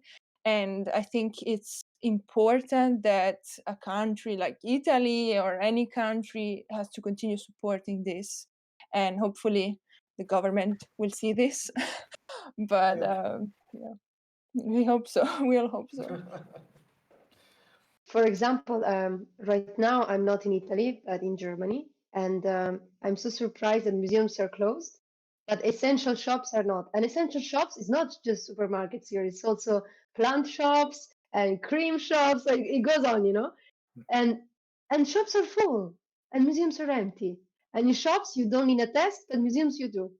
So I think sometimes nowadays it really feels it's a matter of governmental priorities, and it's shocking the extent to which it's going, and the fact that now it's normal that museums close because of COVID, and you don't reconsider again, should we actually open them? Because they're not that harmful in the end. So Yeah. I think you're right, Jacopo. It's about priorities. I've never seen, thousands of people inside a museum, neither on inside the most important museum of a country. Generally, they are almost empty, and you can stay there, except maybe for the Louvre. When I went to the Louvre, the room where Gioconda is was totally filled up with people, but full of people. But it was an exception. Generally, even Canova's sculpture were not crowded that much, or maybe I don't know in English what's the name, but La Barca della Medusa. It's a really famous painting, and it was not that crowded. Or Uffizi are not that crowded in general. Maybe it was quite crowded. Yeah. Marina Abramovich is washing the washing machine or the washer. I don't know. I don't remember the name, but in Palazzo Pitti some years ago. But because it was maybe something about the fashion in the art, it was like something famous, and so people went there just because it was famous, not because the art relevance of that exposition. But this is another topic. By the way, do you have to add something about it? Maybe Bianca or maybe Rose about the importance of art nowadays. Want to go, Rose? Bianca. You can go.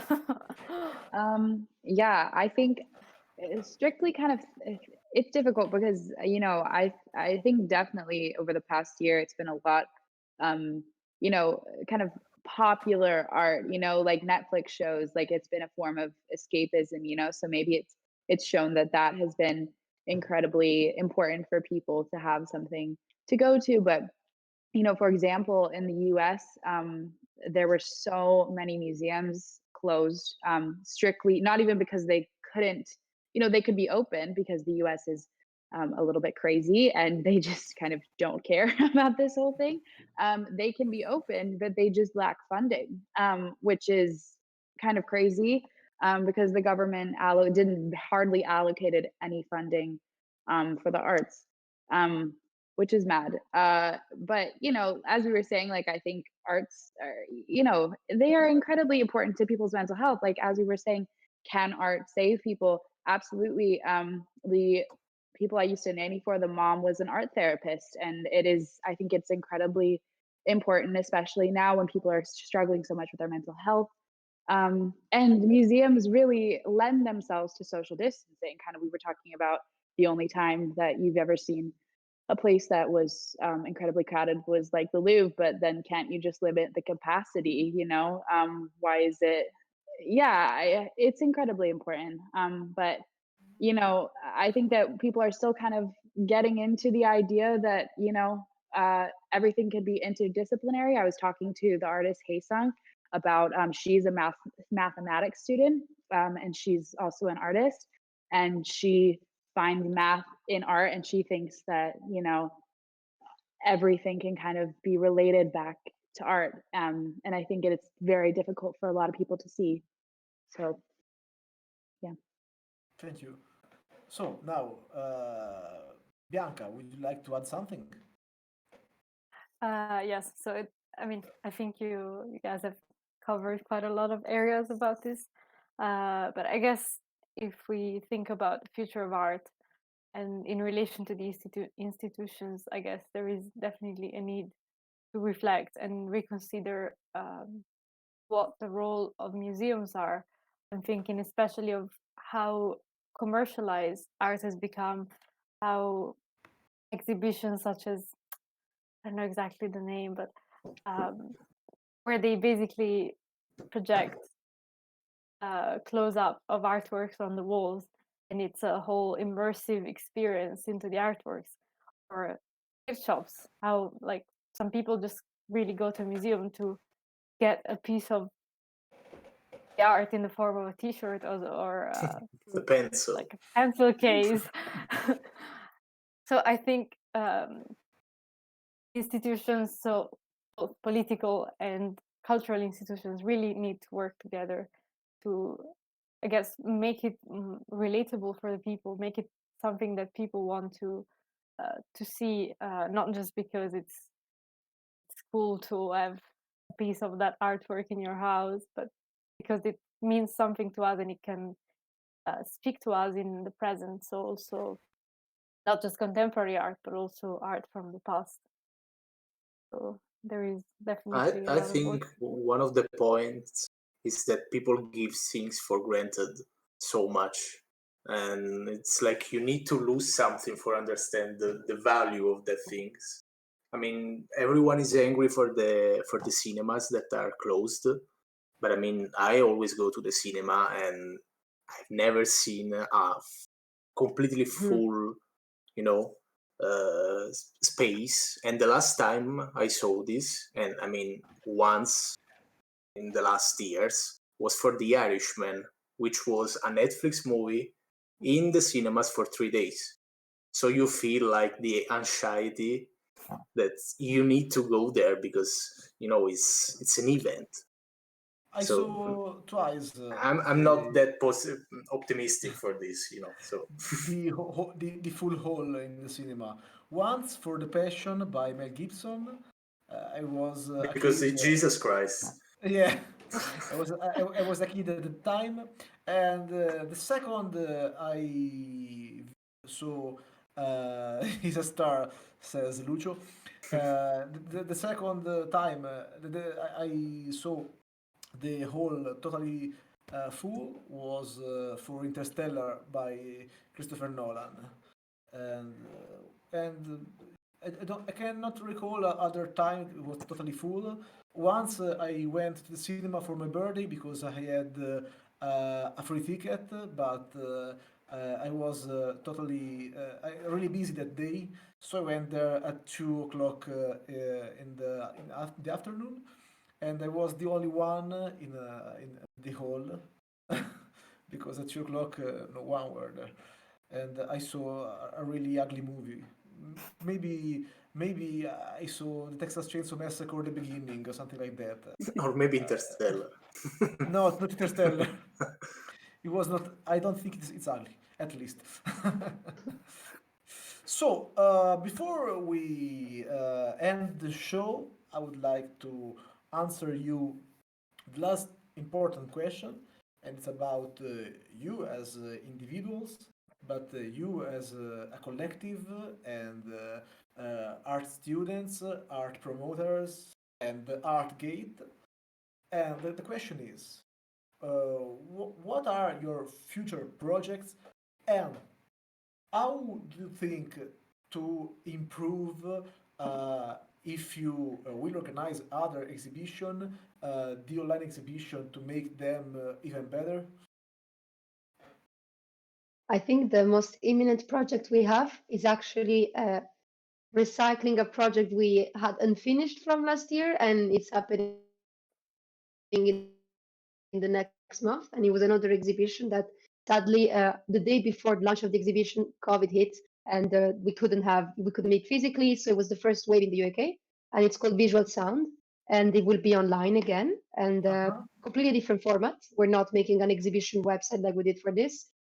It's a collaboration with a music society, so a group of music lovers and musicians in our university who Mm-hmm. we're gonna we're gonna give delegate to them the art we received from last year, and their musicians are gonna play live, mostly on Facebook or on YouTube, out of that art. And as the name indicates, visual sound. What we really liked about last year's exhibition is that the interdisciplinarity of the topic.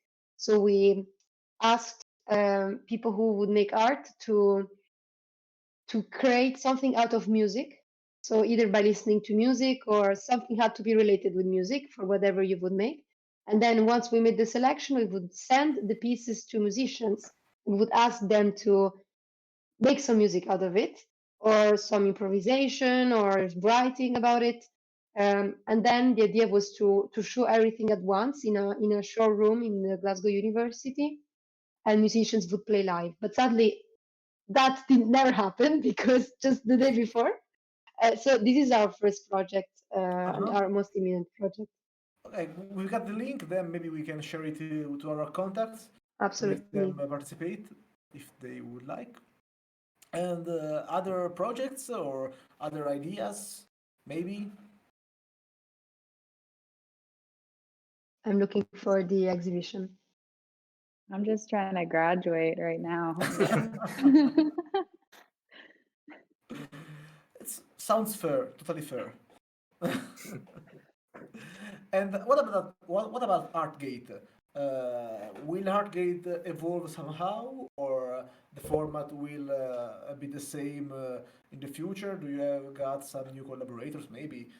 Because maybe we can also, if COVID will stop, include you in our art magazine, because we publish a physical art magazine all over 15 countries. In fact, it is Italian and in English both, and it's also online. Maybe our director Davide Lucioli could link it out to us, and because I will announce since now that we were trying to publish our next edition since April, but it was not possible because of COVID.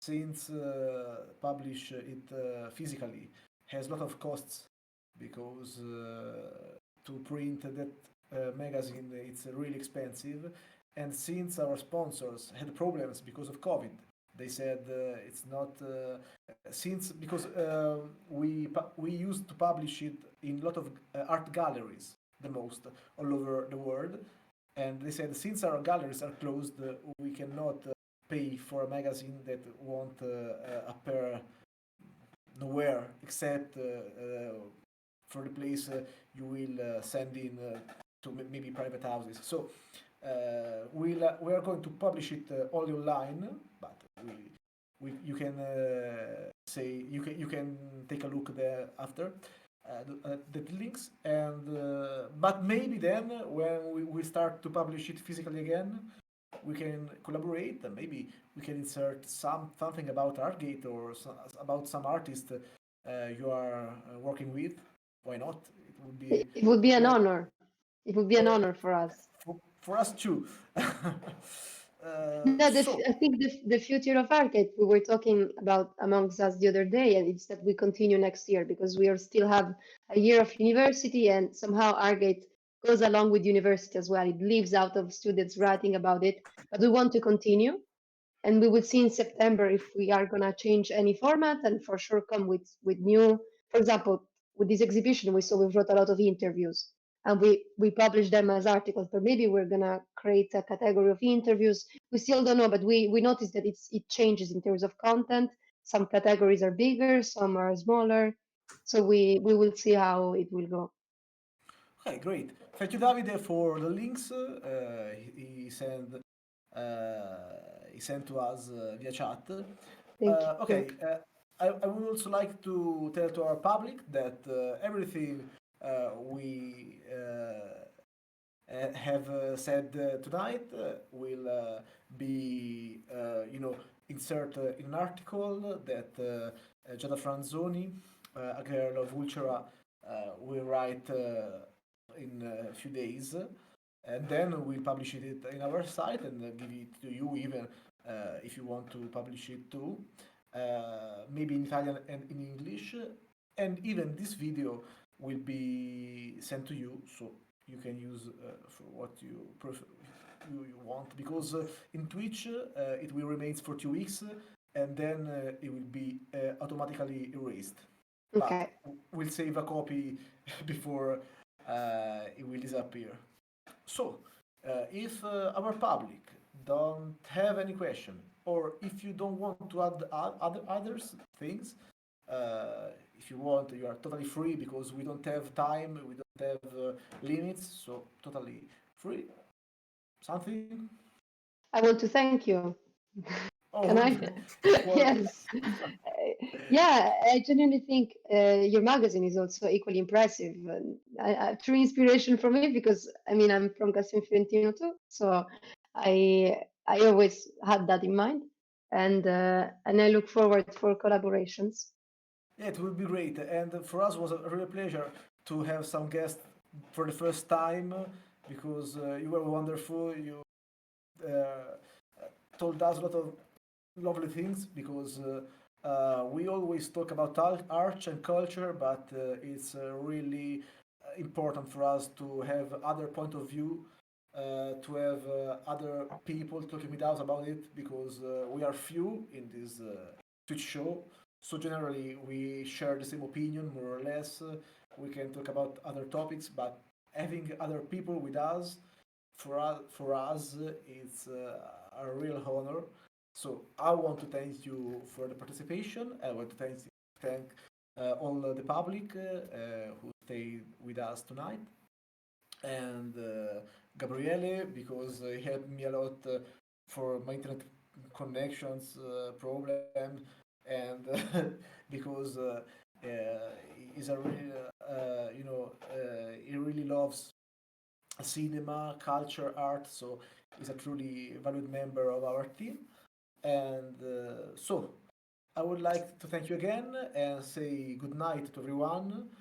I would like to thank even Davide Lucioli for his wonderful director work job. I don't know. And so thank you very much, and we hope to see you soon somehow, somewhere, maybe collaborating. Okay, Absolutely. so good night. Good Thanks a night lot. Thank and you. bye. Good See you night. soon. Bye. Bye. Bye bye.